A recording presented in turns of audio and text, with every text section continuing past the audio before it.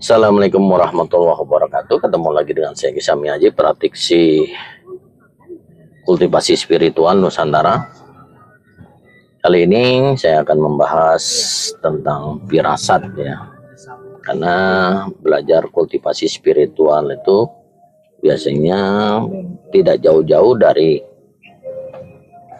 intuisi yang muncul, yaitu yang disebut firasat.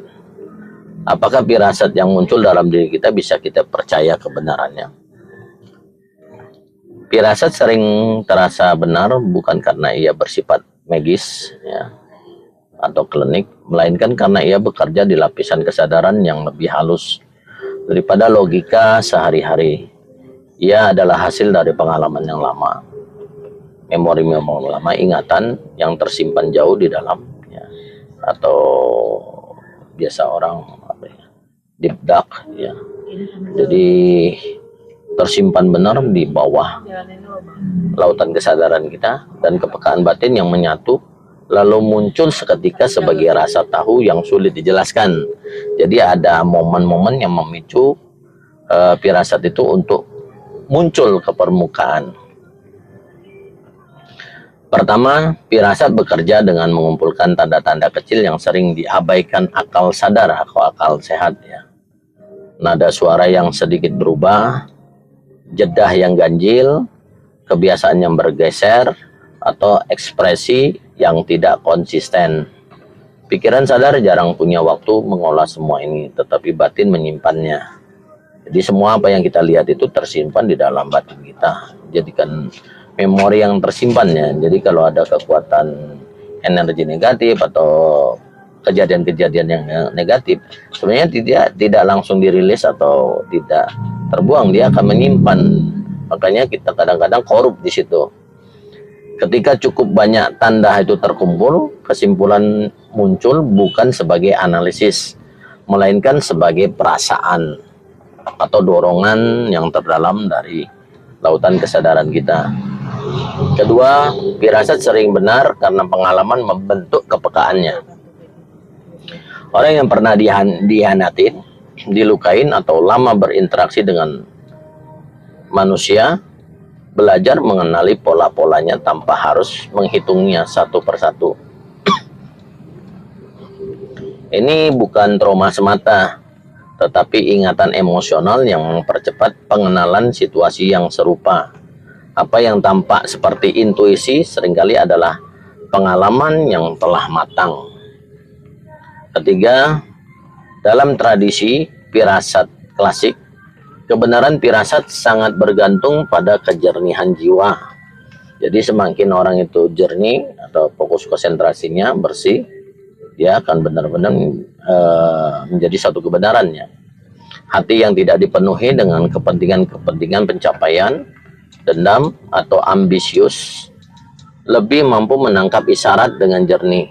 Nah, sebaliknya, firasat orang yang hatinya keruh, kusut, ya RWD, mudah berubah menjadi prasangka atau suzon.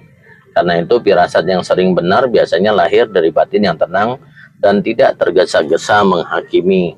Misalnya kalau seorang kultivasi itu, dia biasanya dia tahu nih ada firasat, kok ini energinya agak spasial ya.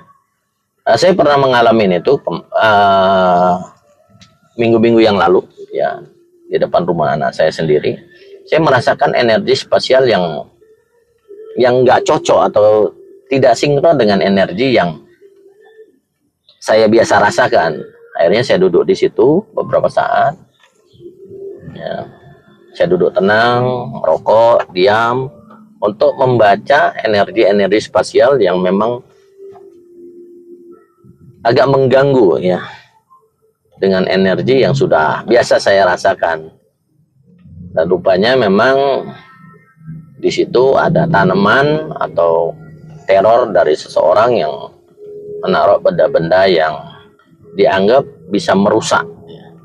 Tapi alhamdulillah itu akhirnya ketemu juga tanpa disengaja oleh anak saya saat dia mau nanam tanaman dan bebersih rumah ya, beres-beres rumah.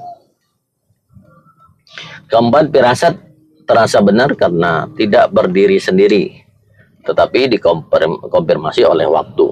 Nah, di sini seorang kultivator atau kultivasi itu juga mempelajari asal mula waktu. Tapi saya tidak bahas itu di sini. Firasat yang sehat tidak memaksa kesimpulan. Ia menunggu, mengamati, dan membiarkan kenyataan itu membuka dirinya.